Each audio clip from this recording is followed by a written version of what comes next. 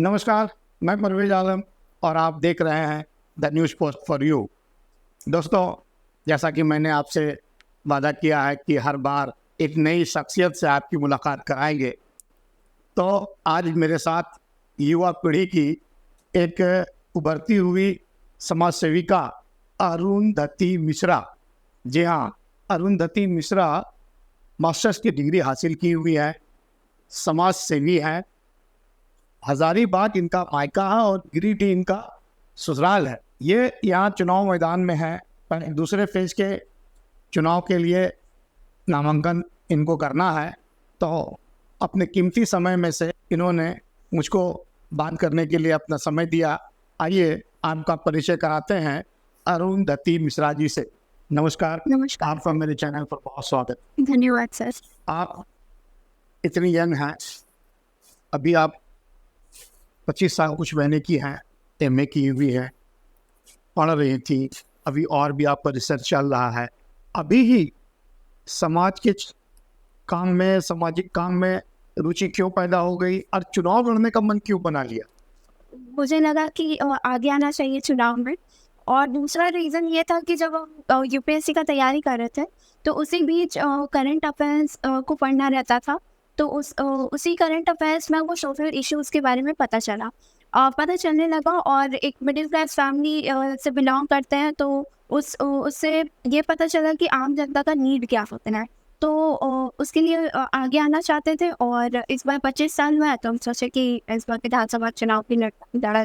आम लोगों की जो समस्या है उसके समाधान के लिए तो आप नौकरी में भी आ सकती थी, ऑफिसर बन सकती थी, और ऑफिसर बनकर भी उस समस्या का निदान कर सकती थी।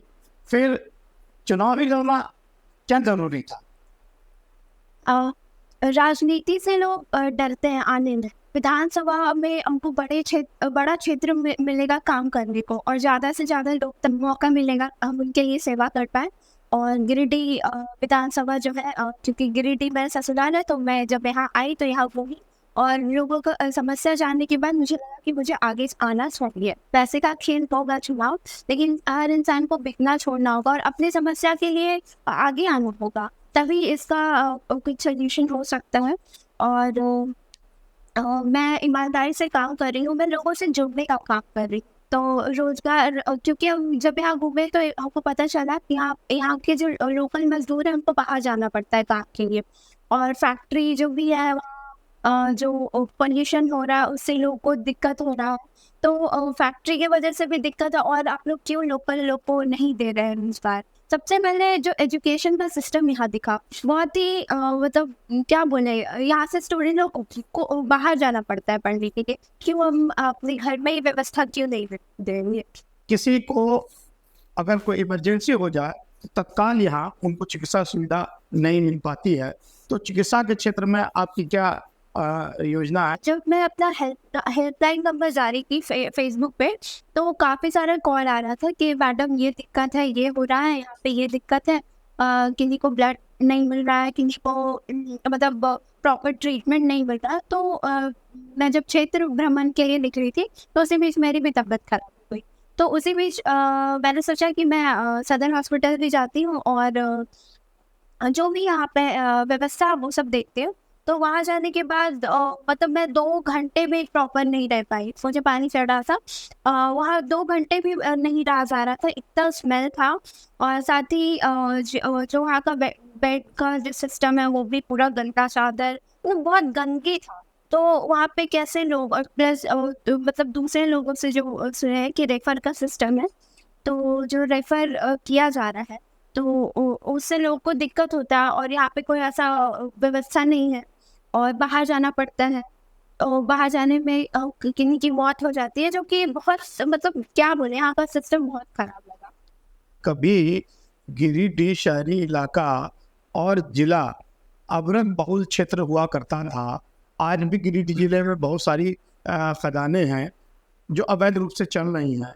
अवरंग का एक बड़ा इंडस्ट्री यहाँ था, जो अवरंग इंडस्ट्री अब एकदम बिल्कुल समाप्ति की ओर है, और जो लोग, हजारों लोग अवरंग उद्योग में काम करते थे, उनके लिए ना तो केंद्र सरकार ने कुछ किया और ना ही झारखंड की सरकार आपने 5 वर्षों में कोई ऐसी योजना लाई या ऐसा कोई फैक्ट्री लाया, या तो आप अभ्रक उद्योग के लिए आपके मन में कोई विचार है, क्योंकि ये अभ्रक नगरी के नाम से भी जाना जाता है? तो इसके लिए मैं आंदोलन करूँगी और उनको जो वहाँ पे जो मजदूर थे उनके लिए मैं आवाज़ उठाऊंगी।